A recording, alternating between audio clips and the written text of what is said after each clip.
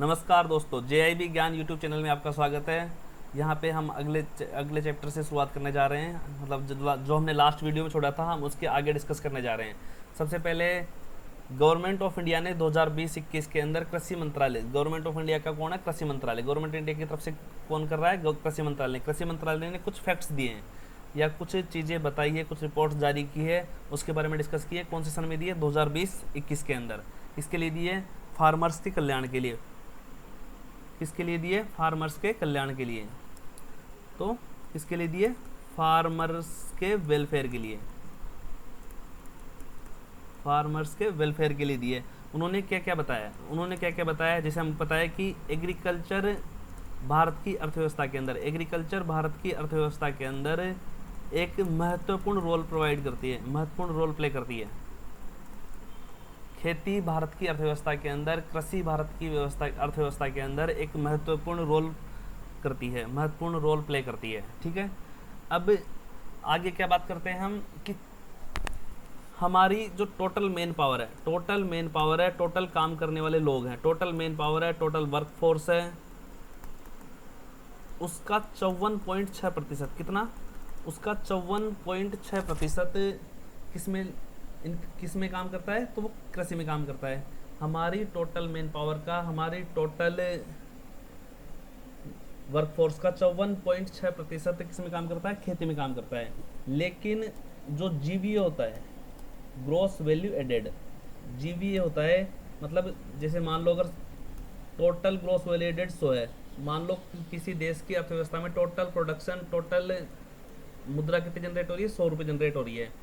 तो उसका उसमें से मात्र 17.8%, मात्र कितना? 17.8% किससे होता है? एग्रीकल्चर से। उसमें से मात्र कितना होता है? 17.8% किससे जनरेट होता है? एग्रीकल्चर से। जबकि 54.6% लोग, 100 में से 54.6 लोग, लगभग 55 लोग या लगभग 54 लोग एग्रीकल्चर से जुड़े हुए हैं। लेकिन एग्रीकल्चर 17.8 रुपये ही, 17.8% वैल्यू ही जनरेट कर रही है। ठीक है, इस रिपोर्ट का क्या उद्देश्य था? Improve the income, improve the income of the farmer. इस रिपोर्ट का क्या उद्देश्य था? Improve the income of the farmer, कि कैसे करके हम किसानों की आय बढ़ा सके। इस रिपोर्ट का या इस रिपोर्ट का क्या उद्देश्य था? कि कैसे करके हम किसानों की आय बढ़ा सकें। और इसके लिए एक प्रोग्राम और जारी किया गया, PMFBY। कब जारी किया गया? 2016 में। इसको हम क्या बोलते हैं? प्रधानमंत्री फसल बीमा योजना। प्रधानमंत्री फसल बीमा योजना, PMFBY कब शुरू की गई? 2016 के अंदर। एक ही चीज़ क्या याद रखने की है कि PMFBY कब शुरू की गई? 2016 में। तो क्या पढ़ा हमने अब तक? कि गवर्नमेंट ऑफ इंडिया ने 2020-21 में, गवर्नमेंट ऑफ इंडिया के भी यहाँ पे कौन काम करता है? Ministry of agriculture.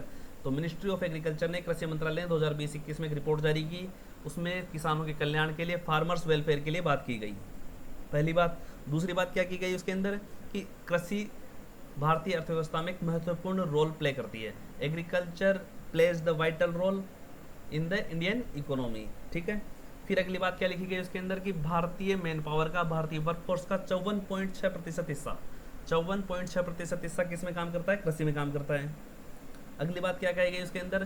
कि हमारी वर्कफोर्स का 54.6% हिस्सा तो किस में काम करता है? एग्रीकल्चर में काम करता है। लेकिन उससे वैल्यू कितनी जनरेट हो रही है? मात्र 17.8%, जो कि बहुत कम है। उससे वैल्यू कितनी जनरेट हो रही है? मात्र 17.8%।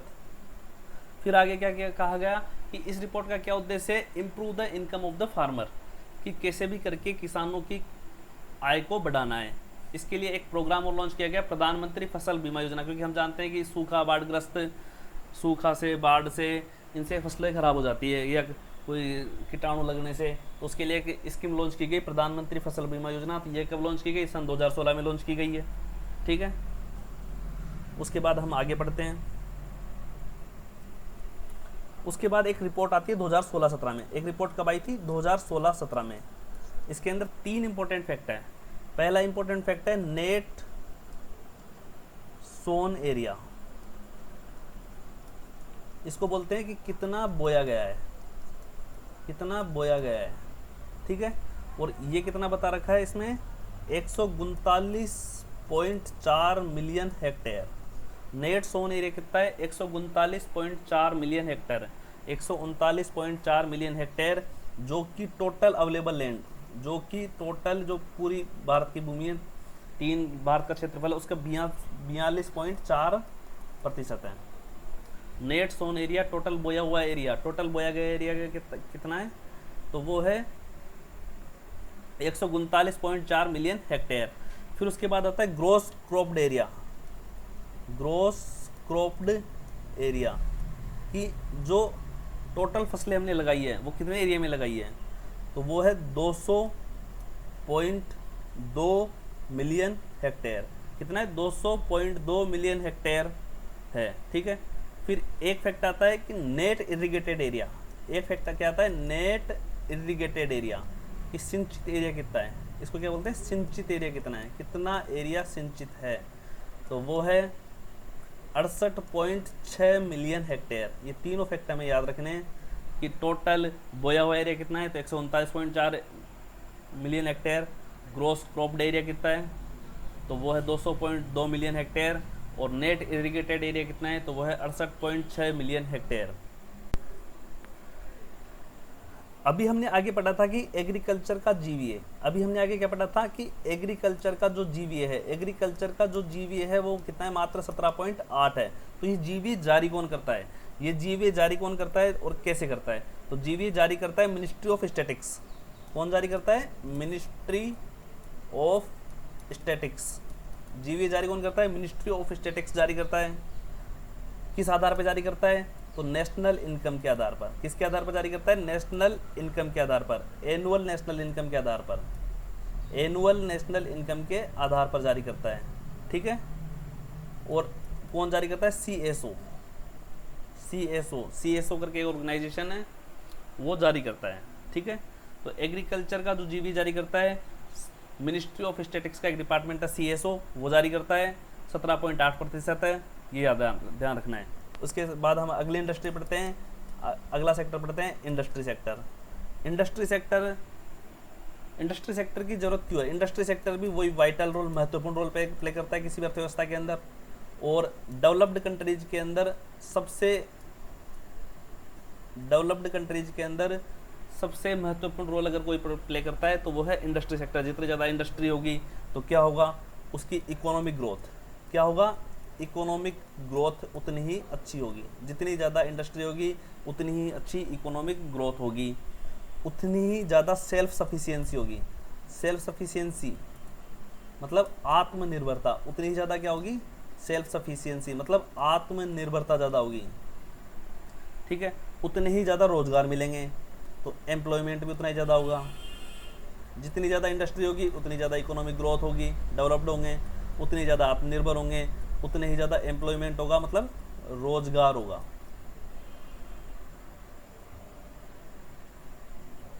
और उतनी ही ज़्यादा डिमांड जनरेट होगी। डिमांड किसकी जनरेट होगी, रॉ मटेरियल की। उतनी ही ज़्यादा क्या होगी, डिमांड जनरेट होगी। डिमांड किसकी जनरेट होगी, रॉ मटेरियल की, या एग्रीकल्चर मटेरियल बोल सकते हैं अपन एक तरीके से। और इसको क्या बोलते हैं, रिपल इफेक्ट। इसको क्या बोलते हैं, रिपल इफेक्ट। भाई जितनी ज़्यादा डिमांड होगी, अब चूंकि इसकी डिमांड बढ़ेगी तो फार्मर्स की इनकम भी बढ़ेगी, डिमांड बढ़ेगी तो फार्मर्स की इनकम भी बढ़ेगी। तो इंडस्ट्री से क्या क्या फ़ायदा होगा, इंडस्ट्री वाइटल रोल प्ले करती है, इकोनॉमिक ग्रोथ होती है इंडस्ट्री से सेल्फ सफिशिएंसी होती है, मतलब आत्मनिर्भर होते हैं, एम्प्लॉयमेंट जनरेट होगी और डिमांड जनरेट होगी। क्या जनरेट होगी, डिमांड जनरेट होगी। अब इंडस्ट्री को 4 भागों में बांटा गया है। इंडस्ट्री को 4 भागों में कैसे कैसे बांटा गया है, एक पार्ट है उसका माइनिंग एंड क्वेरिंग। मतलब माइनिंग और क्वेरिंग का मतलब हुआ कि खान है या खुदाई हुई, ठीक है। दूसरी है मैन्युफैक्चरिंग, तीसरी है पावर गैस वाटर सप्लाई मतलब यूटिलिटी सर्विसेज, और चौथी है कंस्ट्रक्शन, ठीक है। इनका जीवीए कितना है, तो माइनिंग का जीवीए है लगभग 3%। इनका जीवीए कितना है, ग्रॉस वैल्यू एडिड कितना है, माइनिंग का है 3%, मैन्युफैक्चरिंग का है 18%, और पावर गैस सप्लाई का है 2%, और कंस्ट्रक्शन का है 8%। तो इनके जीवीए ध्यान रखने हैं। माइनिंग का जीवीए कितना है, 3%, मैन्युफैक्चरिंग का है 18%, power gas supply utility services का है 2% और कंस्ट्रक्शन का है 8%। तो इनके जीवीए ध्यान रखने। एग्रीकल्चर का जीवीए कितना था? एग्रीकल्चर का जीवीए था 17.8%। अब इसका टोटल इंडस्ट्री की हम बात करेंगे, टोटल इंडस्ट्री के जीवीए की बात करेंगे तो 1950-51 के अंदर 1950-51 के अंदर इसका जीवीए लगभग 21-22% था, मात्र 21-22% था, जो कि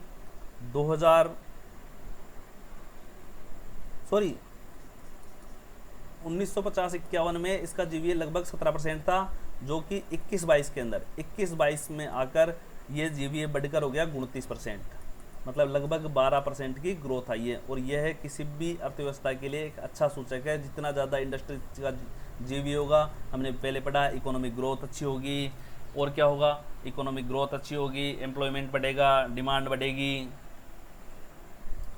ये सारी चीज़ें होंगी। फिर हम आगे बात करते हैं, इसके अंदर की बात करते हैं कि इंडस्ट्रियलाइजेशन के 4 फेजेज हैं। इंडस्ट्रियलाइजेशन के 4 फेजेज कौन कौन से हैं? पहला फेज आया 1951 से 1965 तक, यहाँ पे इंडस्ट्रीज का फाउंडेशन हुआ, मतलब इंडस्ट्रियों की नींव रखी गई। फिर उसके बाद दूसरा फेज आया 1965 से शुरू होकर 1980 पर खत्म हुआ, वहाँ पर इंडस्ट्रियलाइजेशन का फाल हुआ, मतलब वहाँ पे औद्योगिकरण लगभग समाप्त होने पर आ गया, क्योंकि वहाँ पे फॉरेन डोमेस्टिक इन्वेस्टमेंट नहीं था, FDI। जबकि 1980 से 91 में रिकवरी शुरू हुई है, और 1991 में एक बार इकोनॉमिक रिफॉर्म हुए थे हमारे former prime minister Manmohan Singh ji के टाइम से, FDI को हमने अलाउ किया था, उसके बाद से इंडस्ट्रियलाइजेशन में रिफॉर्म होना शुरू हुए हैं, ठीक है। फिर उसके बाद हम पढ़ते हैं IIP बोलते हैं index of industrialisation production. IIP किसको बोलते हैं? इंडेक्स ऑफ इंडस्ट्री प्रोडक्शन को। IIP किसको बोलते हैं? इंडेक्स ऑफ इंडस्ट्री प्रोडक्शन को। और ये कैसे डिफाइन किया जाता है? Change in volume. किसका वॉल्यूम चेंज होता है? प्रोडक्शन का वॉल्यूम चेंज होता है। Change in volume of production किसके? बेस ईयर से कितना चेंज हुआ, और बेस ईयर कौन सा लिया गया इसके अंदर? 2010-11 की अपेक्षा अभी वॉल्यूम कितना बढ़ा है। मान लो 2010-11 में 100 वॉल्यूम कोई चीज़ का प्रोडक्शन होता था, अभी प्रोडक्शन हो गया 120। तो जो चेंज हो रहा है ना, इसको बोलते हैं हम IIP। किसको बोलते हैं? IIP, index of industrial production, ठीक है। इससे क्या पता लगता है? इससे पता लगता है कि कोई इकोनॉमी कितनी ग्रोथ कर रही है। इससे क्या पता लगता है? कोई इकोनॉमी कितनी ग्रो कर रही है, ठीक है। अब ग्रोथ नापने के लिए भी हमने इसके अंदर 2 सेक्टर बनाए गए हैं। एक सेक्टर तो बनाया गया है ब्रॉड सेक्टर, और दूसरा सेक्टर बनाया गया use based sector. Broad sector में हमने इंडस्ट्रियलाइजेशन के 4 पार्ट पढ़े थे, चारों आएंगे। Mining and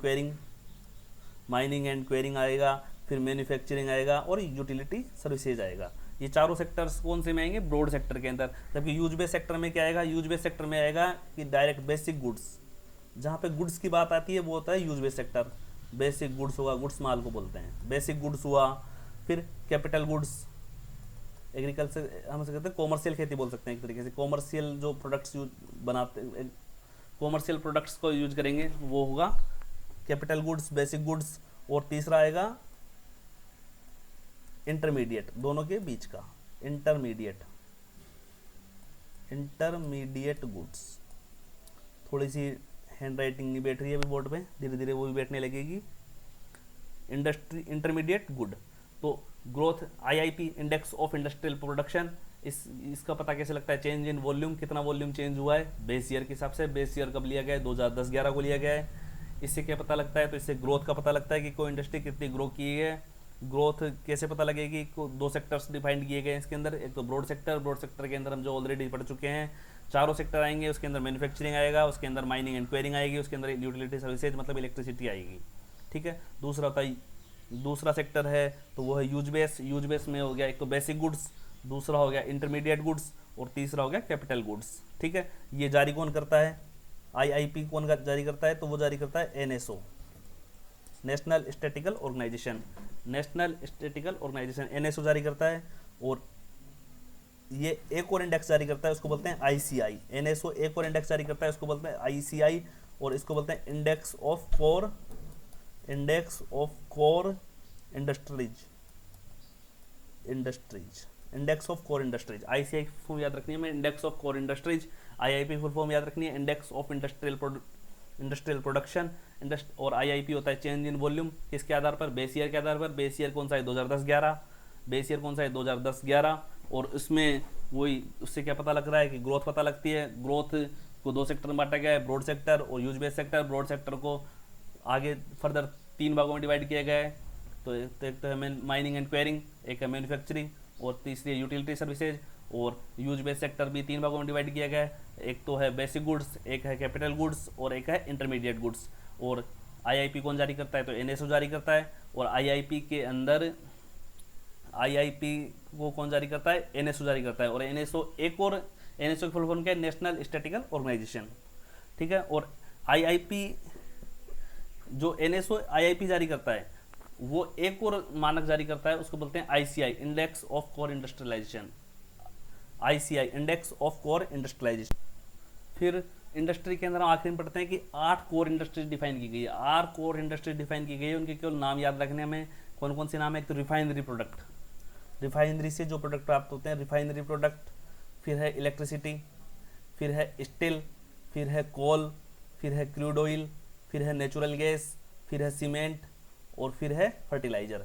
refinery products, electricity, steel, coal, crude oil, natural gas, cement, fertiliser, ये 8 नाम याद रखने। 8 कोर इंडस्ट्रीज डिफाइन की गई है, 8 नाम याद रखने। अब एक बार हम पीडीएफ देख लेते हैं इसकी।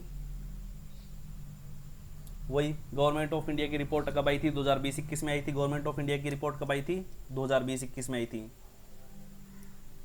गवर्नमेंट ऑफ इंडिया की रिपोर्ट कब आई थी, पहली बात तो गवर्नमेंट ऑफ इंडिया की रिपोर्ट आई थी, कब आई थी, 2020-21 में आई थी।